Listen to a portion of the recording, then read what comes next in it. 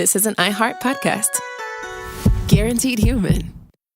Work can be a little weird. Cringy training seminars, coworkers who won't stop talking about their plant, forgetting the mute button at an inopportune moment. We have to deal with a lot on any given workday. Sometimes it can feel hard to thrive and move forward in your career. Well, that's where LinkedIn comes in. LinkedIn helps you get ideas and insights from experts in your field, connect with people professionally, grow your network, and access tools designed to help you find the right fit for your next role. Whether you're just getting started, figuring out your next move, or looking to accelerate your career, LinkedIn is built to support you at every stage because LinkedIn is the network that works for you. Visit linkedin.com/knowstuff to learn more. Stuff at Sea is a 5-night adults-only sailing trip that brings the Stuff podcast universe to life on board. This voyage is a culture-soaked escape where pink sand paradise meets curious minds. Sailing round trip from New York City to Bermuda on October 2nd to 7th, 2026, this voyage drops you straight into the iHeart Podcast Stuff universe. On top of the adults-only experience you already love, you'll get live podcast episode recordings, behind-the-scenes sessions, themed activations, and more unmissable onboard moments. Learn more at virginvoyages.com/stuff.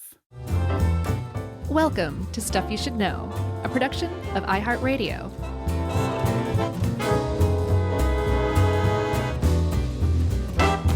Hey, and welcome to the podcast. I'm Josh, and there's Chuck, and Jerry's here too. And this is an episode of Stuff You Should Know. I have to say, I'm fairly excited about this one. Oh, good. I'm so glad. I couldn't tell, because sometimes you're just like, this is so stupid when it's... Oh, it is. Okay, but but you're not excited about how stupid it is. So I'm glad. I'm really glad to hear that, because I am too. No, I mean, I'm excited in that it is completely preposterous and silly, but in the fun tinfoil hat paranormal sort of way that those are fun. So maybe we should start over again, because I feel like we've really released a spoiler here that this is probably just a story, a yarn. I was going to save that for obvious. the end. Well, we're talking about, actually, the way that we're approaching it is one of the most interesting stories, legends, modern urban legends, to come out of a radio show that was well known for producing all sorts of urban legends and amazing stories, Coast to Coast AM. That's right. Its host was Art Bell. He himself, along with his wife, claimed that they had their own UFO encounter in the mid-'90s. And the show started out in the 80s, was syndicated in 93, and it was not, it sounds like sort of a very niche thing, but it actually became very popular, and Art Bell became a very famous radio host. Yeah, he was in ratings for a while there, I'm guessing the early to mid-'90s. He was just behind Rush Limbaugh and Dr. Laura Schlesinger. That is up there as far as radio hosts go. And he started to retire in 2002. He finally did host his last episode in 2010, but the show continues on. Host George Newry took over full time in 2002. He's still doing it.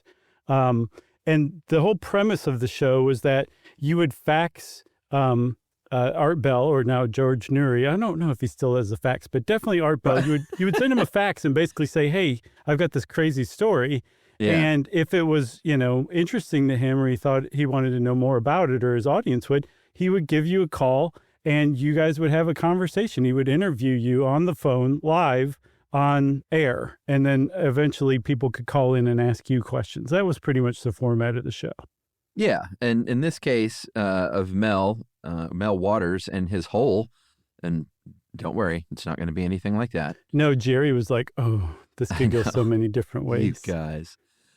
This was 5 conversations on this show over the span of 5 years. Again, the guy's name was Mel Waters, and he lived in Ellensburg, Washington, kind of right smack dab in the middle of Washington State. Mm-hmm. And he said, I have a hole on my property. This property I don't live at right now because there was some snow damage to the house there. So I live in town in an apartment or something. But on this property that I own, which is 9 miles outside of Ellensburg, which is also rural, in and of itself. Mm-hmm. He said it's up on the Manitash Ridge, and it's a very strange hole.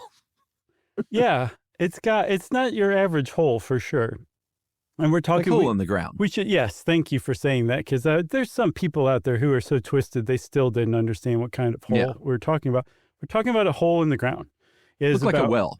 Sure, but way more different than a well. But yes, you could liken it to a well because it's about 9 feet in diameter. The first 15 or so feet down, it was stone, right? So it was lined with stone. That's very well-like. Then there was soil. Then it turned into rock. And it had about a 3.5-foot barrier wall around it to keep people from just walking right into it. Yeah, very welly. Yeah. And Mel hadn't built that wall. The previous owner had.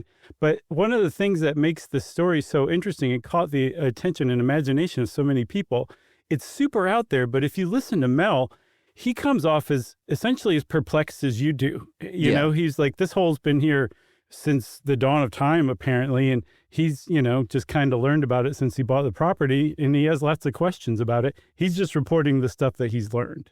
Yeah, exactly. He doesn't come across as the usual sort of tinfoil hat type you not might at all. think of. No, not at all. And I'm sure, you listen to this stuff as well. And so we can both verify that he comes across as credible, even to our sort of skeptical ears. For sure. But like you said, he said it had been there a long time. The previous owner said it was there when he got there. Supposedly it had been around since maybe the dawn of time. The European settlers apparently knew about it. The local indigenous people avoided it. They said it was cursed. Locals called it the Devil's Hole. And that's all well and good. Well and good.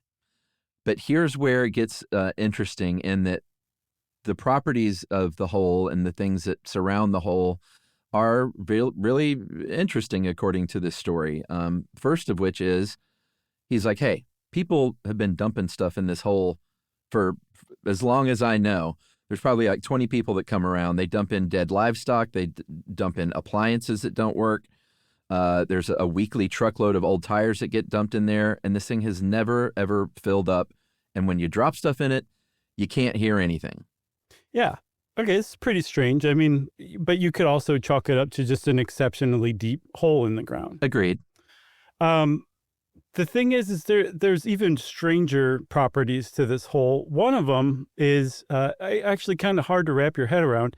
A neighbor saw a black beam shooting out of the hole skyward, and I think it might have even been at night, but it was so black and absorbed so much of the light around it that it stood out at night. A beam of blackness, not a beam of light, a beam of basically a void shooting out of the hole. And I mean, if you ask your average hole expert, they're going to tell you that is unusual behavior for any hole. Yeah, as Spinal Tap would say, it was none more black. I pictured the smoke monster from Lost, personally. I hadn't started Lost, but thanks for that. You were going to get around to it any day. Now I'll be on the lookout for the smoke monster. We also should have mentioned that apparently nothing echoed when you screamed into it. But those previous things you could explain, I guess, by it just being so deep, because an echo is created by hitting a bottom and bouncing back. So I don't really know if every deep hole will echo back, but all that can kind of be explained. The black beam coming out is very, very strange and cannot be explained. And that's where it starts to go kind of truly weird. Yeah, so he was reporting information that he gathered from neighbors, as this hole started to pique his interest. He wanted to learn more about it. And one neighbor said that there used to be stones lined up around the edge of it. And I guess that reminded Mel of Stonehenge, and he showed his neighbor a picture of Stonehenge. He said, yep, it was exactly like that, except it didn't have the stones, the lintels going across the top, laid down on top. And it's exactly that kind of detail that added credibility to Mel's story. None of it was whole hog. Like, yes, it looked exactly like Stonehenge. Chew on that. It didn't have the stones at top, like just little alterations like that he would concede were just kept it from just being totally unbelievable and eye-rolly, I think is what I'm trying to say. Yeah, unless you just attach this to it, said his elderly neighbor. Yes, right. Or his nephew comes up later. He mentions his nephew, but his nephew never gains a name. It is very much like that for sure. I think I would have been much more intrigued if there had been a photograph of any of this. But anyway, there wasn't. There was also, it gets a little stranger, there was a gun, a World War II era Walter P-38, which was a German gun intended to replace the German Luger pistol. Mm-hmm. And he, as we'll learn, Mel was a gardener and worked in like medicinal herbs and things. So while he was digging around, he found this gun buried. And when he went to shoot it, and this is where I have a few questions. Apparently the gun shot silently. I wonder what that means. I wonder if it didn't make any sound at all, or if it just sounded like it was had a suppressor on it. No. Or if it just, the actual like movement of the physical movement of the gun didn't even make a noise. Mm-hmm. As I took it, it didn't make any noise whatsoever. But as bizarre as that sounds, it had even stranger properties too. That's right. If you put this gun down by radio, it becomes a time travel machine because the radio would all of a sudden start playing just random radio broadcasts from different places and different times. Apparently, if you moved your hand away from the gun, the station would change, and you had to hold very still to stay on the station. And if you stayed still for long enough and stayed on a station long enough, it would produce a sound that was, quote, out of time. Okay. Now, let's just bear this in mind, too. If you haven't listened to Mel's Hole, I encourage you to go listen. There's it's 5 hours long. All of this unfolded over 5 years across 5 calls. Mel is not aware of what questions he's going to be asked by Art Bell. He's not aware of what questions the callers are going to ask him. As far as we know. And if you listen to him, this does not sound rehearsed or scripted or anything like that. So even setting aside the idea that this is possibly real and just taking it like a story, this guy was one of the best storytellers in the history of the world if he's just making all this up as he goes along, basically. Yeah, which made me think it was perhaps set up and shady.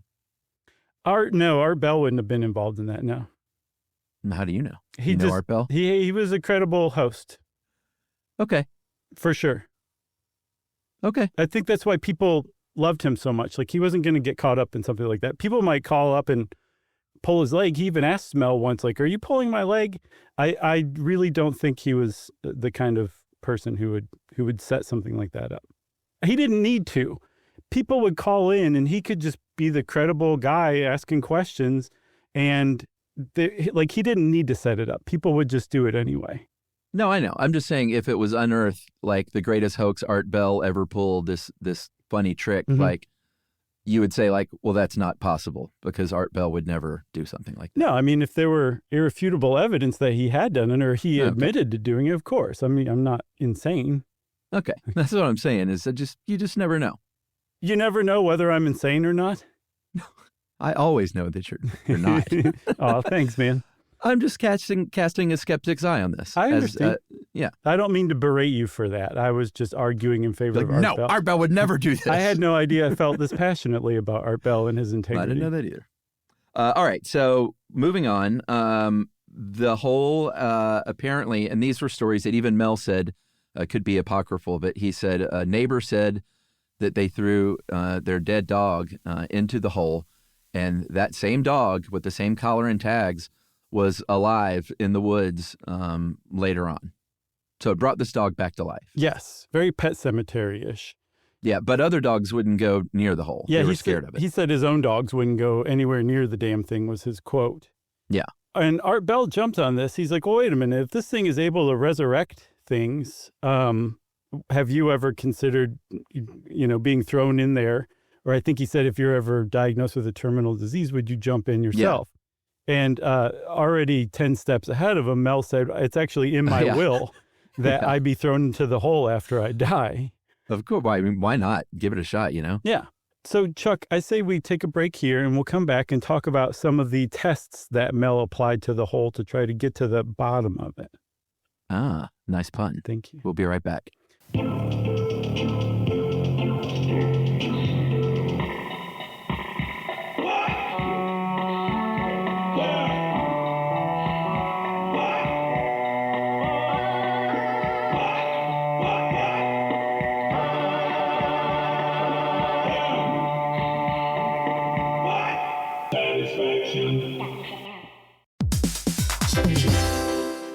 everybody, we're here to talk to you about Wayfair, who believes that spaces should be functional, they should be comfortable, they should be well-designed, and they can be well-designed by you with their help. Your updated space should feel more comfortable, inviting, and practical for everyday use. And we're talking about outdoor seating. We're talking about grills. We're talking about major appliances. If you need storage solutions, Wayfair can help you out. Patio lighting, rugs, decor. It is your one-stop shop for home. Yeah. I mean, it's getting nice out, so it's time to think about living outdoors for the next few months. And Wayfair knows that outdoor furniture, it's heavy, it's intimidating to assemble. So Wayfair has stepped in and said, we're going to handle the hard part so you don't have to. That's right. You can shop Wayfair Verified, your shortcut to the good stuff. And that means their team of product specialists are going to vet everything by hand using a 10-point inspection, testing things like, quality materials, functionality and features, and even how long it takes to build that piece of furniture. And the overall experience save time, reduce hassle, and improved convenience. Patio season is here, and these deals won't last. So head to wayfair.com right now to get your outdoor space ready for way less. That's WAYFAIR.com. Wayfair, every style, every home. Everyone knows winter is the real mess maker. You don't need WeatherTech floor liners for summer unless you hit the beach and half the beach ends up back in your car, or the campsite dirt ends up in your trunk.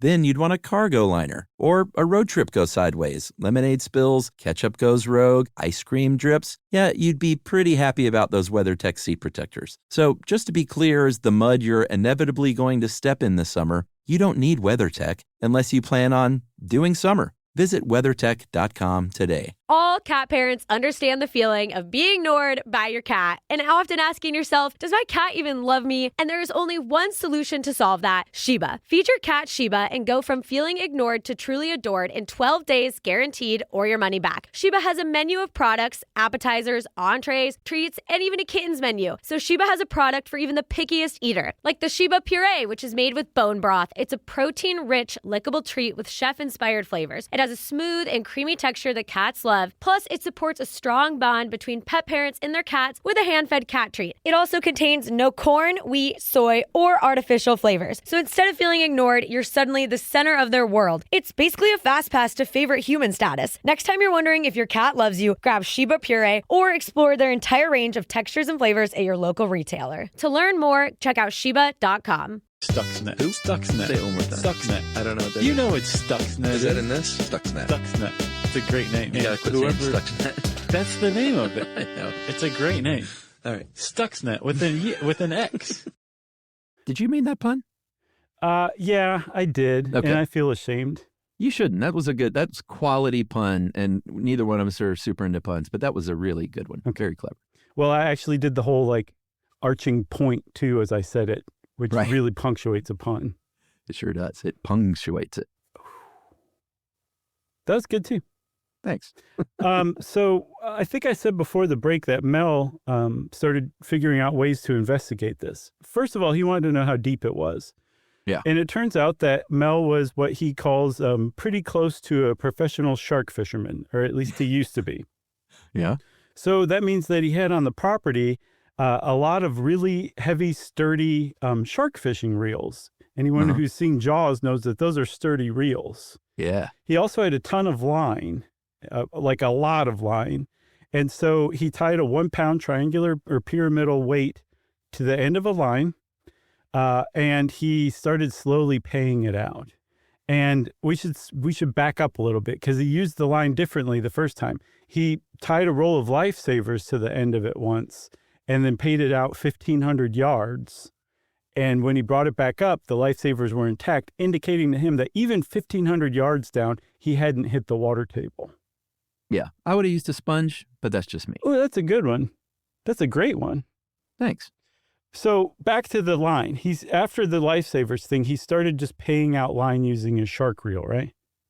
Yes. And he goes down over 15 miles, about 80,000 feet into the hole, allegedly not hitting the bottom. And Art Bell, noted trusted radio host, said, yeah, you might want to call a university or something. Like they would probably want to look into this and research this. Mm-hmm. And Mel was like, hey, that's funny. My wife works for a local university here. Mm-hmm.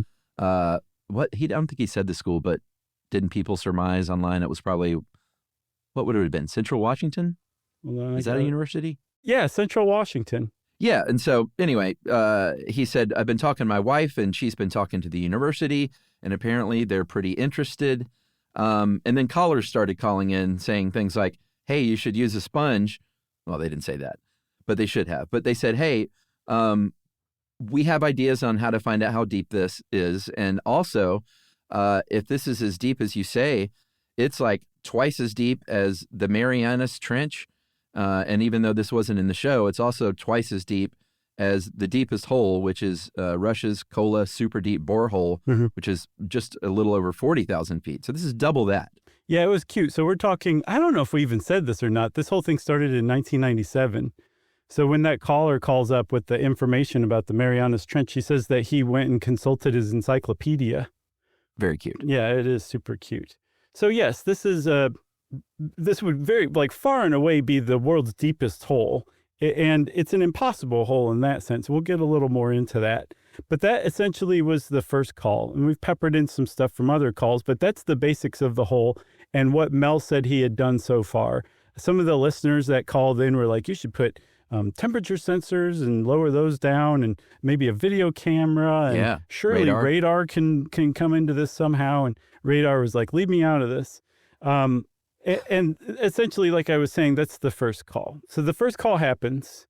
And then a week later, Mel Waters appears again on Coast to Coast AM, and he has like very distressing news this time. That's right. He said, all right, I went back to the property and I couldn't get back on. It was blocked off by military personnel. And they said, you can't come on your own property. He said there was a plane crash and you can't come on. And Mel was like, there wasn't any plane crash. Like, I would have known about this. I don't live too far away. It would have made noise. I would have seen smoke. There was nothing indicating that there was a plane crash. Give me the person in charge. And they trotted out somebody not in military fatigues, which is very X-Filesy. Anytime there's somebody in charge wearing a suit with the military, it's very X-Filesy and very bad news. Yeah.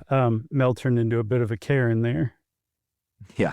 So this person, whoever it was that wasn't in military garb, was in an X-Files suit. Smoking a cigarette, probably. Probably says, so what's the problem? And Mel says, this is my property. I want to get onto my property. The guy in the suit said, that's not going to happen. And this isn't necessarily your property. And if you want to go ahead, that's fine. But I'll bet we could very easily find a drug lab on your land. And then there'd be a whole bunch of problems for you that you don't need if you'll just turn around and leave. Yeah, that really got to Mel for sure. He was spooked, to say the least. Yeah, as he should have been, because he did have a lab on the property. He was not cooking drugs, but like I mentioned earlier, he was into medicinal herbs and plants and things like that that he would source from northern Nevada. That traditional herbs and things that have been used by Native Americans for eons. And he said, I do have a lab here, and they could probably frame me pretty easily. So I'm not sure what to do. He also learned around the same time that the predecessor to, I guess, Google Earth was something called TerraServer, where they had just aerial satellite images of the Earth. He was like, my property's blocked out on that thing now. Yeah, and Art Bell, he did his research because he's very reliable and trustworthy. And he found a TerraServer image and found you can't see his property. I think it's on Google Maps today. Laura, Dr. Claw helped us out with this, and she points out that there's a nearby military installation. It's called the Yakima Training Center. It's an Army training center, but it also includes a NSA listening station. And that's not conspiracy theory. That's the Seattle Post-Intelligencer reporting that there's a NSA listening station there. That in and of itself could block out a large segment of the central Washington, I think, on TerraServer. Yeah, I also saw, and this is on Reddit, and since this is all bunk anyway, we might as well just mention stuff like this. But there were dudes on Reddit that were like, you can see where Google Earth has cloned images and overlaid them over the spot where the hole should be. Yeah, I mean, that's not the most incredible part of all this, is it? Oh no, that's coming soon. Yeah. I mean, I hope we are in agreement on the most incredible part, and it's not a silent gun or a silent hole. We'll see. I'm not exactly certain what you're talking about, so I'm excited. Come on, All right, we'll get there. Okay. So there was a couple other things that Mel said had happened since he was first on and had caught the attention of the government, who had now taken over his land. He had a buddy who was a trucker, and his buddy told him that he delivered a huge quantity of fiber optic cable to a warehouse in Ellensburg. And in the late 90s, fiber optic cable had no business whatsoever being anywhere near Ellensburg, Washington. Another friend told him he delivered a truckload of instruments from the Lawrence Livermore Laboratory, one of the national labs. In and of itself is spooky, especially pre-millennium, when everything the government did was super spooky. And that those were delivered to that same warehouse in Ellensburg. So fiber optic cables and Lawrence Livermore Laboratory instruments suddenly amassing in Ellensburg. A little coincidental with the government taking over his land. That's right. And you know how he found this out? His trucker buddy told him so. Right.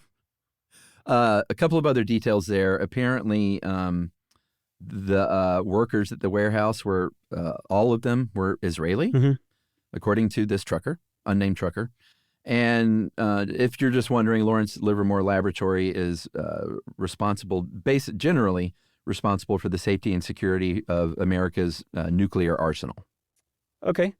Yep. Great. That's what they do. Sure. So there was a bit of like an upside to all this.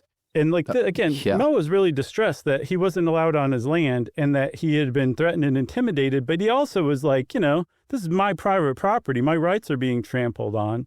So he was quite happy to find that shortly after the government took over his land, they did right by him and then some. His real estate agent contacted him. Apparently he was the type to have a real estate agent on retainer. Yeah. And they said, Mel, I've got great news for you. You have an anonymous offer to lease your land indefinitely for $250,000 a month. Yeah. How do you feel about this? I mean, that's incredible. He said, this is on the third call by now. He was like, yeah, I took the deal because I'm in Australia right now, buddy. And I'm getting rich here off the U.S. government or, whatever, unnamed leasee. Or leaseor. Which one would that be? So he would be the lessor. They would be the lessee. They would be the lessee. Okay. As far as car commercials have taught me. Yeah. So Art Bell, and we believe everything he says. He said that, hey, Mel is definitely in Australia. I've gotten emails, I guess that were .au or something, but somehow he was able to verify that Mel was in Australia. Yeah. And Mel also is like, and here's the other thing is like, the government took care of all this. They did all the paperwork. They got my dogs over here. The Australian government was cooperating and they were in on it. And I'm in Australia now and I'm doing my medicinal herb growing here to great effect. Yeah. And we should say also, we've been to Australia for tour and it is not an easy country to come into. They make you jump through lots of hoops. So it's another suspicious thing too, I just want to point out. But we didn't have the government doing all the legwork for us. Exactly. That's what I'm saying. Like he did. That's not Australia's normal MO is what I'm trying to say. Yeah, that's not nothing, as they say. One other thing that he tossed out there is that, so he was using his medicinal herbs to cure people. He also did some gratifying work rescuing wombats. Just threw that out there as an aside. Yeah, I thought that was a nice touch. And then there's one other thing too. Remember the magical gun that made no sound and then played radio broadcasts from other times and eras?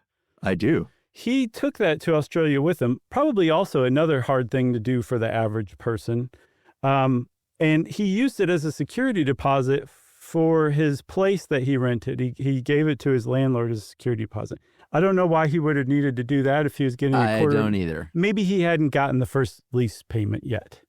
Maybe. That's the weird. Well, that's not the weirdest part, obviously, but that's the part that makes the least just logical sense. Right. Was why would you be like, here, just, you like old World War II guns? Maybe the guy did. Maybe that was it. Well, supposedly, whether he did or not, the man's son got in touch with Mel and was like, I don't know where my father is. He disappeared, and he took that weird gun with him. And before they disappeared, he had become obsessed with the thing.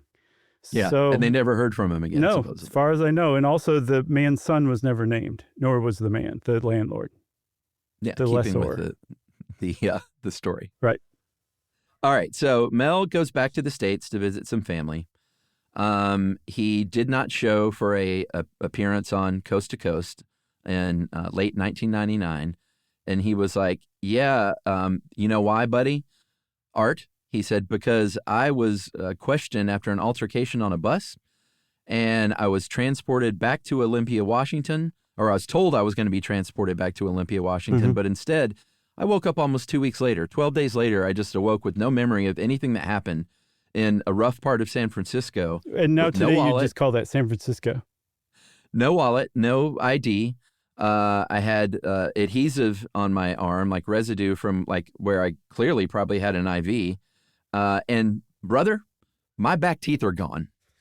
That would be so distressing to be like, I'm missing teeth and I have no recollection of them being taken out. It's distressing when you know it's coming and it happens. Yeah, good point. I can vouch for that. Oh, yeah. Well, I mean, did you get knocked out, I guess, when you had yours removed? Oh, sure. That's the best part. Okay. Yeah, but I can imagine knowing it's coming would be more distressing. That usually is. They say anticipation is the worst part of just about any experience, right? I don't know. That's what I heard. Okay. So regardless, Mel's now missing a couple of teeth. He's also down, in addition to missing his ID and wallet, his belt buckle, which sounds kind of, what's the word I'm looking for? Innocuous? Yes, Chuck, that's exactly the word I was looking for. Sounds innocuous as far as details go, but this belt buckle was a special belt buckle that he had made himself. He was also a craftsman in addition to a grower and maker of medicinal herbal tinctures. And this belt buckle contained a dime, a very special dime, a 1943 dime with Franklin Delano Roosevelt's bust on the side, just like the dimes we had today. The problem is that dime shouldn't have existed. Yeah, the Roosevelt dimes didn't start till 1946, after FDR died. He was still alive in 1943. So those don't exist. I even did some searching on the internet. The only thing I could find was apparently they're 1949 dimes that people have sort of etched the 9 to look like a 3. Because I saw a picture of one. I was like, that looks like a 1943 Roosevelt to me. But other people said, like, no, that's been made. It was a 9 made to look like a 3. But at any rate, those dimes don't exist. I mean, I guess it's possible that it could have been some kind of a counterfeit thing. But he said that a couple more things about this dime, that it could not be photographed. So it clearly wasn't the dime I saw on the internet. And also, if you walk 15 feet away, it goes invisible. And it's not just my eyesight, because I know what you're thinking. Yeah. So he also took one of those dimes to a coin dealer, and I guess while it was in the coin dealer's possession, the Treasury Department showed up and confiscated it. Just like that. They were there. Yeah, and he was using these dimes like pretty innocently. I saw the belt buckles were World War II themed, so one was like he had 3 coins. One had a bust of Churchill, one had a bust of FDR, and I think the other one was a bust of Stalin. And he's like, oh, this FDR dime will work perfectly. Like, apparently he hadn't realized that they were special dimes. He just dug them up on his property, which I think should have raised a red flag right away that they were special dimes if they were something he dug up on his property. Yeah, he said he found them in a red envelope on his property, these impossible coins. So I say we take another break, because when we come back, we are definitely going to get to the craziest part of this whole story.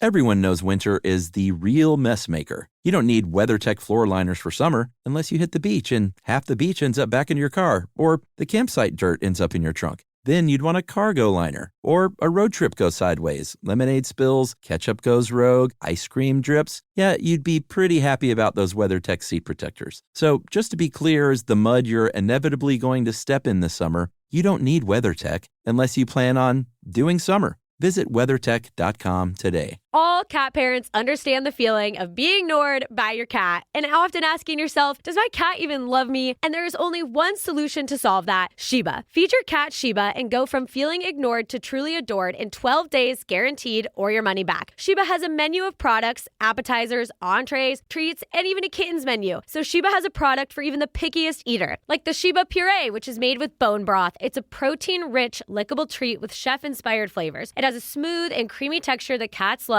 Plus, it supports a strong bond between pet parents and their cats with a hand-fed cat treat. It also contains no corn, wheat, soy, or artificial flavors. So instead of feeling ignored, you're suddenly the center of their world. It's basically a fast pass to favorite human status. Next time you're wondering if your cat loves you, grab Sheba Puree or explore their entire range of textures and flavors at your local retailer. To learn more, check out Sheba.com. We've all done it. Tumble down an internet rabbit hole trying to self-diagnose. And sometimes doing our own research can leave us more anxious than informed. Your feed is packed with wellness trends telling you to cold plunge, protein max, detox, track your sleep. But what's actually real? What's exaggerated? What's just wrong? That's exactly what Health versus Hype from the American Medical Association and iHeartMedia's Ruby Studio is here to find out. Each episode, Emmy-nominated science communicator Trace Dominguez, who's racked up billions of views across PBS, Discovery Channel, and YouTube, talks to doctors, influencers, and real people trying these trends. Not to cancel them, not to hype them more, but to actually understand them. Because when it comes to your health, who you listen to matters. Start asking better questions and listen to Health versus Hype on the iHeartRadio app, Apple Podcasts, or wherever you get your podcasts. Stuxnet. Who? Stuxnet. Say it one more time. Stuxnet. I don't know what that You is. know it's Stuxnet. Is that in this? Stuxnet. Stuxnet. It's a great name. You gotta quit saying Stuxnet. That's the name of it. I know. It's a great name. All right. Stuxnet with an X. All right, so we're back, and this is when we start to talk about a second hole. Yeah. Because on a subsequent call into AM Coast to Coast, Mel said, because I've been on your radio show and people are like familiar with me in this whole hole, he said, I've now been made aware of a second hole. Thanks to the native people there in Nevada, they got in touch with members of the Basque community there. Mm-hmm. And apparently is still a robust Basque community because sheep herders from the Pyrenees moved there in the late 19th century. And they're still there today, so which is great. But this Basque hole, as it's called, was very similar to Mel's hole. It was 9 feet in diameter. This one had an actual metal collar around it, starting a couple of feet off the ground, and had a metal lining the hole as far as you could see down into it. Mm-hmm. And local Basque people was like, yeah, that hole's been around since the 19th century, and dogs won't go near it. They're scared of it. And we've seen a black beam come out of this thing. He's like, another black beam? That's nuts. Yeah, and that's not the craziest part. We're getting there. Just wait. Now I know what you're talking about. Come on. So I think it's what I'm about to say, that metal collar around the hole somehow was never hot to the touch, but the local Basques had figured out that if you put your tent against it, it would heat your tent in the winter. Okay. Is that it? Is that what the weirdest part was that you were talking about? Are you being coy? Okay. I can't tell if you just are blanking or if you're just messing around with it. No, I really couldn't think of it earlier, but now I know just what you mean. The closer we get to it. Mm-hmm. I love this. We never have this kind of true suspense on this show, I feel like. So. I feel like I should be doing like a finger drum roll for the next minute. So it's keeping your sleeping bag warm. It's keeping your tent warm. Mel, he did a few things. He dropped a wrench in it, or I guess he dropped it on the metal. It didn't make any sound. Yeah. Like the last one. Then they got some ice because they were like, this thing has weird heat properties. So let's drop some ice down in there in a pot and see what happens. Because if it gets hotter or something, then we'll know it has some weird or some, I guess, legitimate heat properties. And the ice came back. It was unmelted. And when they put this potted ice over a fire to melt it, that ice eventually caught on fire. Yeah, it put out its own heat too. Yeah, via the fire. Right. So one of the Basque people who was involved in all this is like, hey, this eternal hot ice is probably a pretty good idea. I'm going to take it home and put it in my wood stove. Yeah, good idea. Yeah, it's a great idea. The problem is one of the strange properties of this eternal heat ice was that it dried everything around it. So much so it sucked all the moisture out of everything that this poor Basque man's cabin crumbled into basically dust because the eternal ice, just being in his wood stove, had sucked all of the moisture out of the wood so that it just couldn't stand up as wood any longer. Yeah, that stove collapsed along with the rest of the cabin. So that's not the weirdest part. Well, the stove actually basically burned a hole, and now it's like 5 feet into the ground that's made it that far. Yeah. Pretty nuts. But that's not the craziest part. You ready? Yeah. Dear listener? So this part is also a little awful because it involves killing an animal. I know. We should mention that people at some point suggested, like, why don't you throw a cat down that hole, Mel's hole, and Bengal cat. See if you can hear it crying. And stand-up guy Art Bell was like, no, we're not doing anything like that. That's what I'm saying. I know. That's why. Exactly. Okay. So they did have a sheep, though, at the Basque hole, and they tried to bring the sheep around it. The sheep freaked out. So they said, all right, you're getting in the crate, and we're doing this the hard way. They lowered the sheep down 1,500 feet. It stopped making any sounds. They brought the sheep up, and it was dead, so they dissected it. And it was cooked from the inside out, evidently. So they had a nice mutton dinner and gained immortality. Yep. No, I'm going to let you take this, buddy. Oh, really? Thanks, the craziest part. Here we go. So while they're dissecting it, they quickly found out that the sheep was missing its internal organs. They just weren't there anymore. But in the internal organs place was a giant tumor. They're like, well, we've already come this far with dissecting. We might as well dissect the tumor. And when they cut the tumor open, they found that there was what looked to be what you could describe closest would be a fetal seal.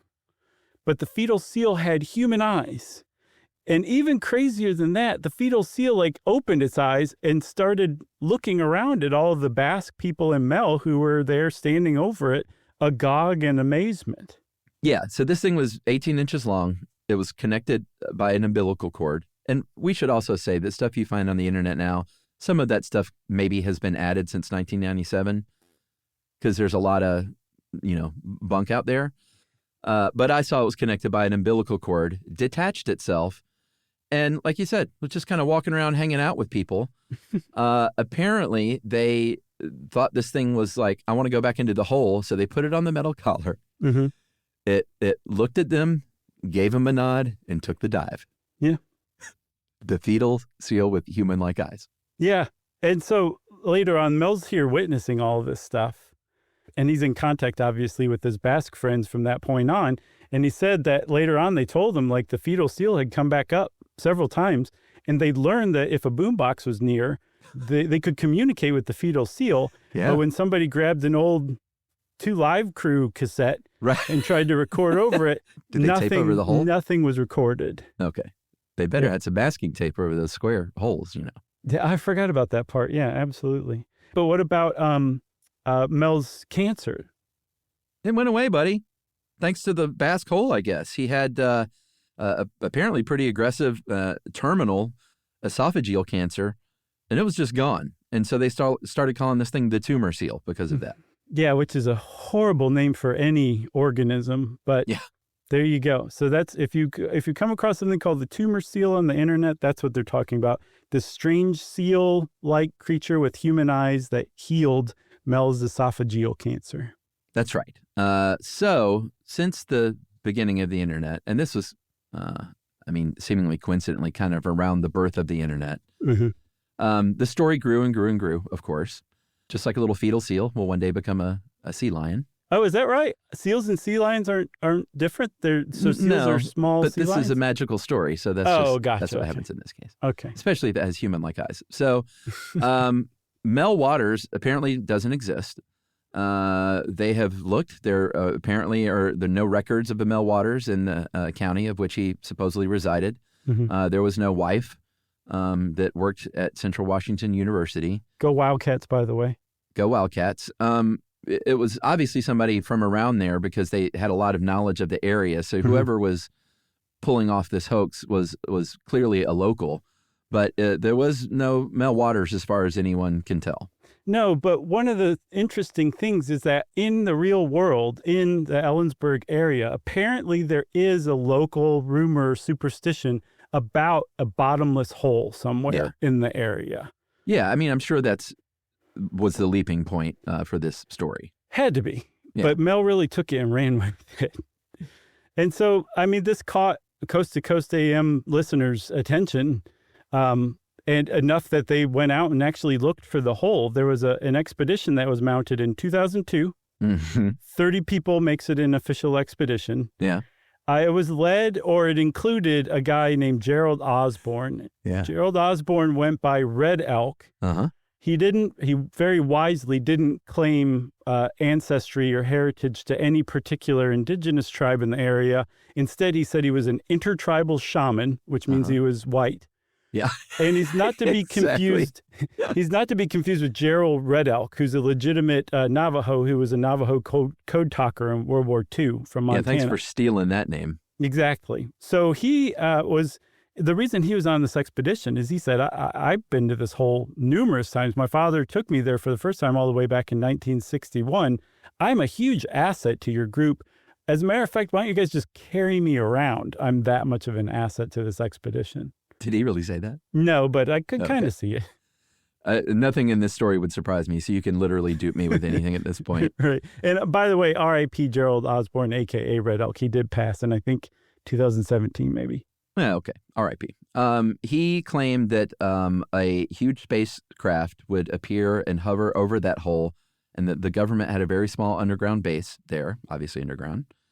There's a legit geologist named Jack Powell from Washington State Department of Natural Resources, who seems like the lone, or maybe one of the lone skeptics aside from me, apparently, saying like, hey, this hole's not possible. Josh Clark is even going to say this one day on a very popular podcast. This hole would collapse on itself because of all the pressure and heat from the area around it. It's just, you just can't have a hole that deep. It's impossible. Yeah. They were like, stop saying impossible. He's like, fine, but you get my point, right? He said, and that fishing line wouldn't have made it, or your lifesavers or anything else wouldn't have survived that depth. No, he did concede, like, this area was carved out by volcanic activity eons ago. So it is possible that there are, like, a lot of really, really deep holes that may even be, for all intents and purposes, as far as human scale is concerned, bottomless. Yeah. But what this guy's describing could not possibly exist. And this area is also just riddled with gold mine shafts. In fact, I think I might know the particular gold mine shaft outside of Ellensburg that inspired this guy, this Mel Waters. Yeah, not you. You're playing the role of Jack Powell. Yeah, that was me doing my Jack Powell impression. He and I sound just alike, just like me and Mark Ruffalo. Right. Oh, people said that? Yeah, I get that a lot. Oh, I've never thought about that. I think someone said you talk like someone the other day. Mike Birbiglia. Yeah, I think I get that a little bit. They might be the first person to say that. I've heard that. Yeah. And then I think, I think that's it for voice lookalikes or sound-alikes. Same Muppety tenor. Love that. I will never, ever forget that. I hold that dear to my heart. You should. All right. So Powell said, as Josh just play acted, let's go to this gold mine shaft that I know about. Like, I bet this is it. It's near the Manastash Ridge. I think it said Manitash earlier. It's Manastash. I think it's Manastash. Oh, well, I mean, it depends on which side you live on. Yeah, Nevada. Yeah, exactly. Tomato. But he took them there, the group of Mel's Hole enthusiasts, and they were like, nah, you duped us. There's no way this is Mel's Hole. It's too normal, basically. It's not doing anything weird. You lying geologist? Yeah, exactly. That's funny.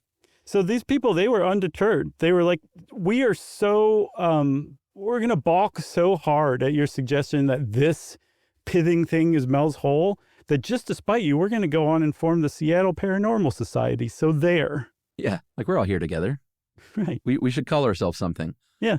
So they did. Yeah. And here's another just little addendum. In 2012, apparently, a local library historian said, the files on Mel's Hole are not in my library anymore. They disappeared. And there's no way some crackpot stole them. Right. They're definitely not under a placemat at my house where I forgot them. Yeah.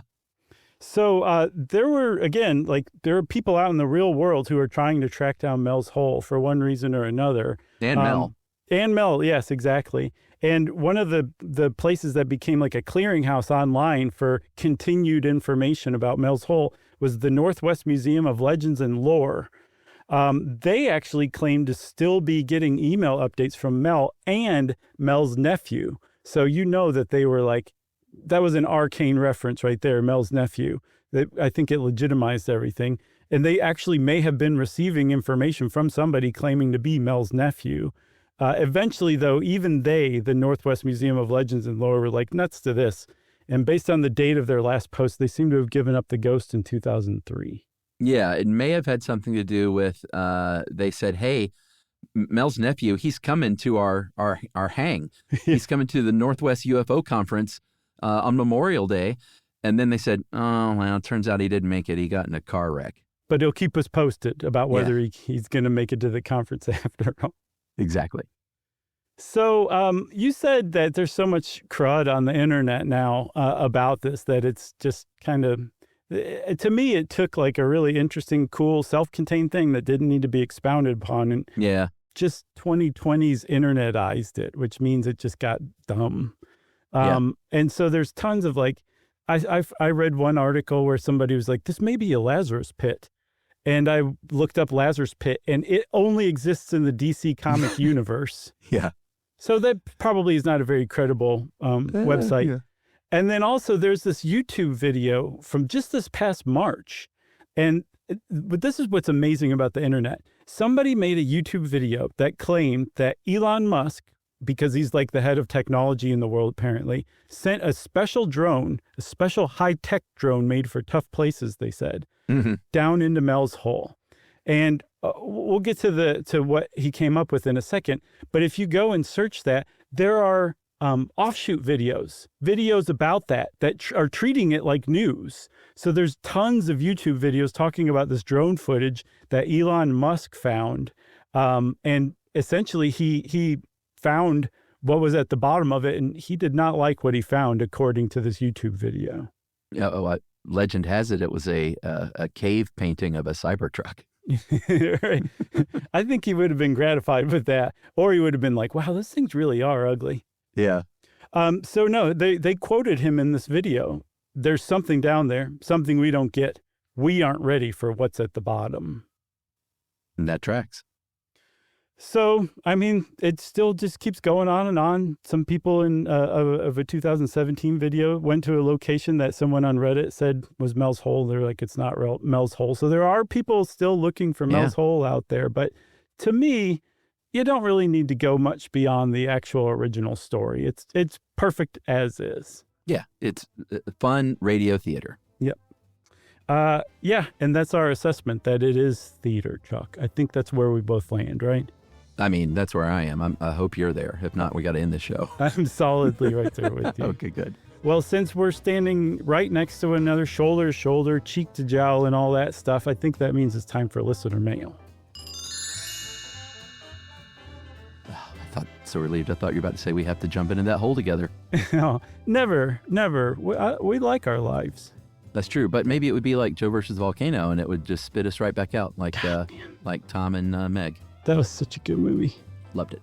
All right, here is a follow-up to Project 100,000. Hey guys, I just listened to the episode, was impressed with your coverage, like always. And the topic of the lack of men for the Vietnam War, my mind is flooded with thoughts of the Secret War. My people, the Hmong people, were recruited as guerrilla troops to assist the U.S. in the jungles of Laos, Thailand, and Vietnam. Many of the troops were children, including my great-uncle. Good Lord. Very few spoke English and agreed to participate on the premise that they would be brought to live the American dream after the war was over, but very few made it over. Most were stranded and then hunted as traitors to their countries. In fact, my mom was born in a concentration camp in Laos, and she's only 42 years old right now. Oh, God. Most of us live in Minnesota, California, and Wisconsin now, but many of us still have family living back home where the conflict has seemingly fizzled out. I've always wondered what happened overseas to the ones who didn't make it out of the camps, and how, or if my people have restored their villages, but the topic is still raw. I think it'd be a great topic to look into for an episode, a short stuff, or just for your brain bank. And that is warmly from Melody, who apparently listens to us from the long drives between Chicago and Minneapolis. Nice. Thanks a lot, Melody. I definitely not heard about that, and I think that's a great corollary to Project 100,000, huh? Totes. Yeah, I think that might even deserve its own episode, too. We'll have to dig into it. If you want to be like Melody and blow our minds and depress us simultaneously, we love that kind of thing in a weird way. You can send it via email to stuffpodcast@iheartradio.com. Stuff You Should Know is a production of iHeartRadio. For more podcasts from iHeartRadio, visit the iHeartRadio app, Apple Podcasts, or wherever you listen to your favorite shows.